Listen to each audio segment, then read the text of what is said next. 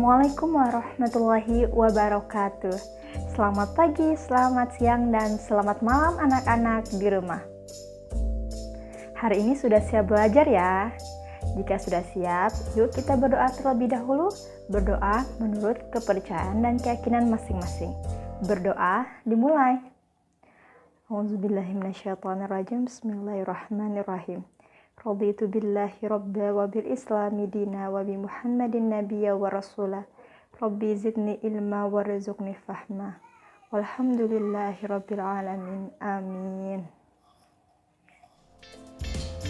Anak-anak, untuk presensi hari ini sama seperti pertemuan sebelumnya melalui link Google Formulir di bawah ini. Dan Ibu harap semua peserta didik mengikuti proses pembelajaran via online seperti ini. Nah, hari ini kita akan mengulas kembali materi di pertemuan sebelumnya. Jadi, kita sudah membahas salah satu sumber energi, yaitu matahari. Nah, matahari memiliki banyak manfaat bagi kehidupan makhluk hidup. Salah satunya, iya betul, salah satunya untuk mengeringkan baju, mengeringkan padi, kemudian juga untuk mengeringkan kopi, membantu pembentukan vitamin D, dan masih banyak lainnya. Dan hari ini kita akan belajar sumber energi yang lain selain matahari. Kira-kira apa ya? Jadi, materi kita hari ini yaitu tema 2, selalu berhemat energi. Subtema 1, sumber energi pembelajaran 2. Adapun tujuan pembelajaran kita hari ini yaitu yang pertama, setelah mengamati video, peserta didik mampu menyebutkan arti dari hak dan kewajiban dengan baik dan sesuai. Yang kedua, setelah mengamati video, peserta didik mampu menyebutkan perbedaan hak dan kewajiban dengan baik dan sesuai. Yang selanjutnya, setelah mengamati video, peserta didik mampu menyebutkan contoh dari hak dan kewajiban dalam kehidupan sehari-hari dengan tepat. Yang selanjutnya, setelah mengamati bacaan, peserta didik mampu menyebutkan sumber energi yang ada di sekitar kita dengan percaya diri. Yang selanjutnya, setelah mengamati bacaan, peserta didik mampu menyebutkan manfaat energi air sebagai sumber energi dalam kehidupan sehari-hari. Dan yang terakhir, dengan mengamati video, peserta didik dapat menguraikan hubungan manfaat energi air dengan kehidupan sehari-hari. Anak-anak, aktivitas apa yang kalian lakukan di pagi hari? Ada yang mandi, makan, minum, membantu orang tua, dan lain sebagainya. Saat kita mandi ataupun kita minum air, berarti kita membutuhkan? Iya, benar, membutuhkan air. Nah, kira-kira air itu salah satu sumber energi atau bukan ya? Nah, untuk itu, yuk simak bacaan berikut. Nah, kira-kira di bacaan itu tertulis apa ya? Ya, benar. Jadi, air merupakan sumber energi. Air dibutuhkan oleh manusia untuk beraktivitas sehari-hari. Tidak hanya manusia, makhluk hidup lainnya seperti tumbuhan dan hewan juga membutuhkan air. Selain untuk diminum, air juga bermanfaat untuk memasak, mencuci pakaian, untuk mandi, dan lain sebagainya. Bahkan, air juga bisa diubah menjadi energi listrik, yaitu dengan memanfaatkan kincir angin ataupun membuat PLTA, yaitu pembangkit listrik tenaga air. Nah, anak-anak, sekarang coba perhatikan gambar berikut. Ya, di sana ada 2 orang, yang satu sedang minum dan yang satu sedang mandi. Kedua gambar ini sama-sama membutuhkan air bersih. Sekarang ibu mau tanya sama anak-anak. Nah, apakah mereka bisa minum atau bisa mandi tanpa menggunakan air? Dan apakah mereka berhak untuk menggunakan air? Jika tidak ada air, bagaimana ya? Nah, anak-anak, jawabannya air merupakan hak kita untuk kita gunakan. Jadi setiap orang ataupun setiap makhluk hidup berhak memperoleh ataupun berhak mendapatkan air bersih dan berhak digunakan. Namun, selain hak itu, kita juga memiliki kewajiban. Nah, kira-kira apa sih itu hak dan kewajiban?